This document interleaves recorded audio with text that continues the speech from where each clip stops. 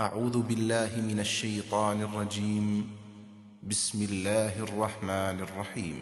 لقد كان في يوسف وإخوته آيات للسائلين إذ قالوا ليوسف وأخوه أحب إلى أبينا منا ونحن عصبة إن أبانا لفي ضلال مبين اقتلوا يوسف أو اطرحوه أرضا يخل لكم وجه أبيكم وتكونوا من بعده قوما صالحين.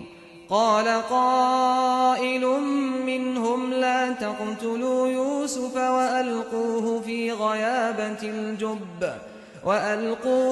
غيابة الجب يلتقطه بعض السيارة إن كنتم فاعلين۔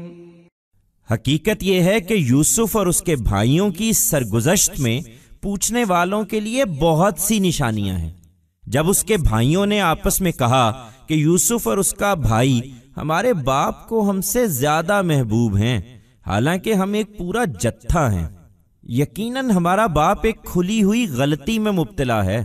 اس کا علاج یہی ہے کہ یوسف کو قتل کر دو یا اس کو کہیں پھینک دو۔ تمہارے باپ کی توجہ اس سے صرف تمہاری طرف ہو جائے گی اور اس کے بعد تم لوگ بالکل ٹھیک ہو جاؤ گے۔ اس پر ان میں سے ایک کہنے والے نے کہا، یوسف کو قتل نہ کرو، اگر کچھ کرنا ہی ہے تو اس کو کسی اندھے کنویں کی تہ میں پھینک دو، کوئی راہ چلتا قافلہ اسے نکال لے جائے گا۔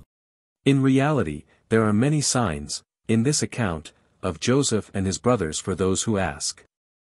When his brothers said to one another, Joseph and his brother are dearer to our father than us even though we are a group. Surely, our father is afflicted with a blatant error. The only remedy to this is to kill Joseph or to throw him at some place. Because of this your father's attention will be totally focused towards you and after this you will become full well. At this, one of the speakers said, Do not kill Joseph. If you must, throw him in the darkness of a desolate well, some passing by caravan will pull him out and take him away.